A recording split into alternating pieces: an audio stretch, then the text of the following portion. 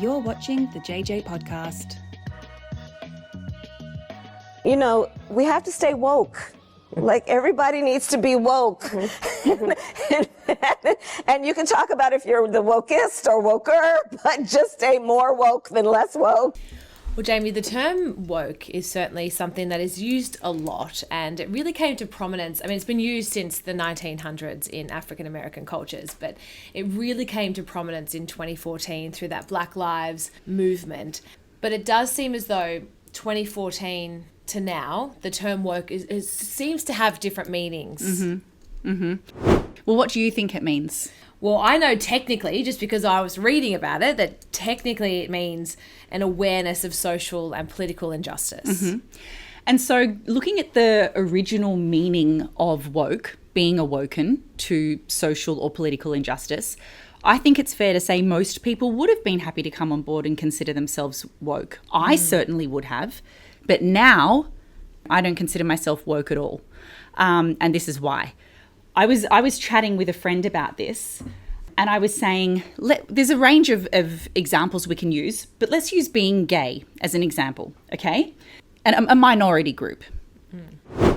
The initial meaning of woke would have us all stop, reflect, be aware of how that individual might feel, cease any bullying or harmful language about or towards them, treat them the same as we would a heterosexual individual.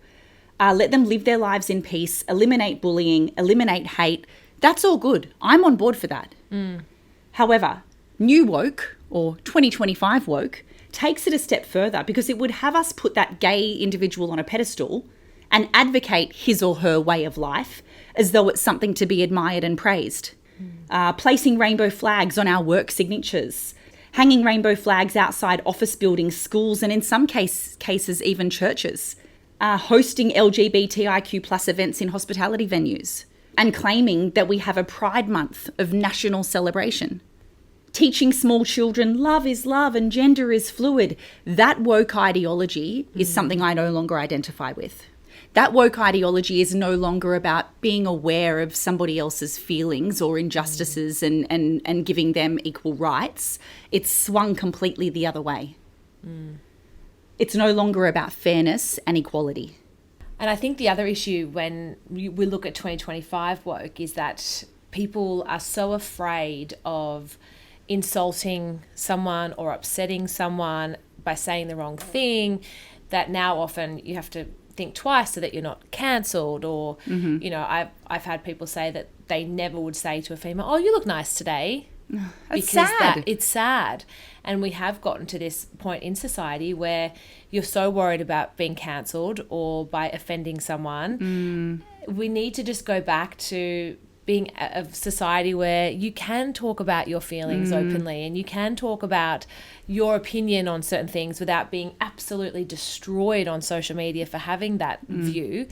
You know, what you were talking about before, we saw that last week with that Teachers Federation putting out that you can no longer suggested that you shouldn't refer to kids as boys and girls. Remove that terminology, remove that language. That's dangerous though. That's It a country is. losing its identity. Yes. If we as individuals and as kids and as teenagers and as adults can't be proud of who we are and identify as something as basic as our gender, I mean, that's a system for anarchy and chaos, really. Yeah. Well, it's the same as no longer being appreciative and grateful for where we live, because instead you should be ashamed of what's happened in the past and don't have pride in our Australian flag.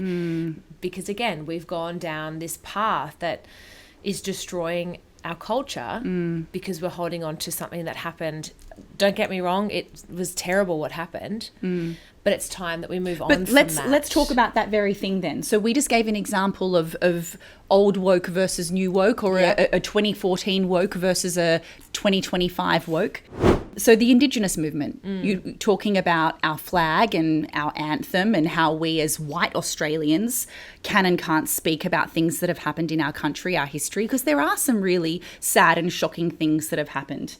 But let's just use that as another example of my definition of old woke versus new woke. So the initial meaning of woke with the Indigenous movement, for example, would have had us all stop, reflect and acknowledge historical wrongdoing, okay? Apologise collectively for awful behaviours towards the Indigenous and Torres Strait Islander people in our land. Stand united and move forward as one. This is original woke, okay? Introduce a tolerance day or a day of unity, increase awareness surrounding Indigenous culture within our school curriculum, update our anthem to state one and free rather than young and free, eliminate racism, eliminate hate. This is all good and I'm on board. Yeah. I consider myself that woke. However, new woke has us saying sorry is not enough. That our preschool kids need to say sorry, that our primary school kids need to say sorry, that if you're white, you should never stop saying sorry. And if you are in any way, shape or form proud of this nation or celebrate its National Day, then you support genocide. New woke says that you support child theft and you support land theft and ecocide. It's no longer about fairness and equality for the Indigenous people, but a movement of hate towards the majority, and in this case, white folk. That's where it loses the plot. That's where I no longer identify with the woke movement. I'm all for the original woke, but 2025 woke has gone bananas. I guess ultimately, Jaimie, this new woke of 2025 or 2024 into 2025, it doesn't seek peace and love, but instead it just wants to point the finger of blame and hatred towards the majority. That's exactly my issue with it. You know, and whilst we're still talking about wokeness with regards to like the Indigenous movement, for example, I know you and I have both got examples of this, having sons in the education system right now. And I remember when my boy was finishing up at his preschool, he would have been 5 years old, and it was the 26th of May, National Sorry Day. And he came home and I said, how'd you go today? What'd you learn at school? Da-da-da-da-da. And he said, a long time ago, there was Aboriginal people. We were the white people and they were the black people. And we told them to get out of their place so we can cut down all the trees and steal their home. And then we said sorry to them, and then we builded it together, builded a big place. He said they were the black people and we were the white people. I remember just thinking, well, there was so much running through my head. Number one, I was thinking this has nothing to do with Sorry Day. Sorry Day is to do with the stolen generation, not invasion. So I don't know what they're teaching at kindy, but they've mixed them up entirely. But secondly, I was like, my kid had never heard what a black person and a white person was. Like, are we teaching inherent racism? Because I don't want him suddenly looking at every black person he walks past going, do I need to say sorry to that person, Mum? Or, you know, it really gutted me. They're not of an age where they are understanding why things happened the way they did. I don't believe that things are being taught with a holistic view, especially when it comes to Sorry Day. It is so complex. And there's so much hurt. And, you know, I get that. But we also didn't do it. Do you know what I mean? Yeah. And I know you've got examples as well with your boys saying they're welcome to countries they're grateful to live on this land. And he was 4 at the time. I'm not against them being grateful to live on our land. There's a connection to what they would say country that I think is kind of cool. At my son's school now, the year 5 and 6 students wrote, I suppose it's like an acknowledgement of country. And it's to do with, you know, enjoying the sand on our toes and taking care of the place we live in. But that's nice. That's nice. Yeah.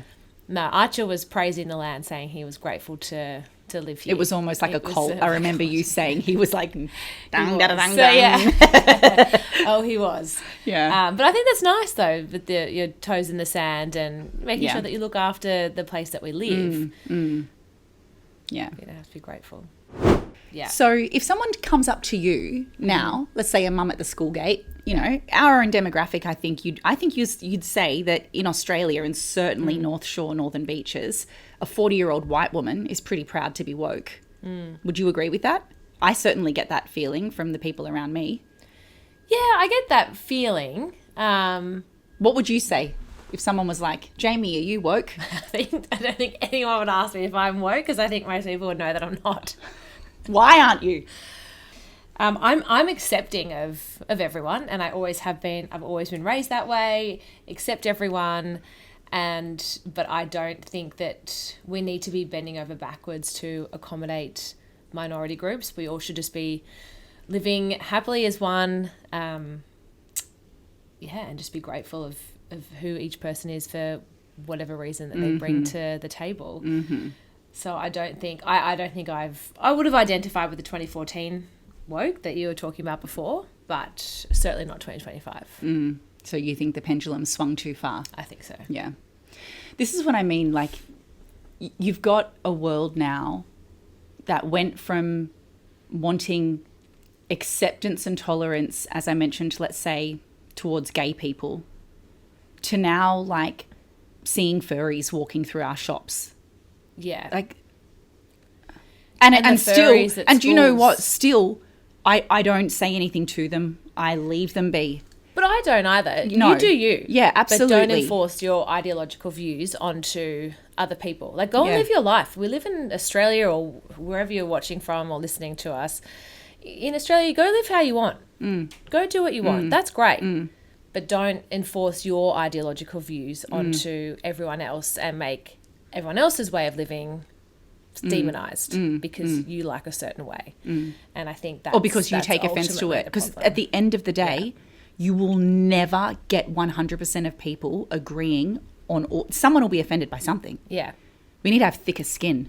Yeah, maybe it goes back to that, having thicker skin.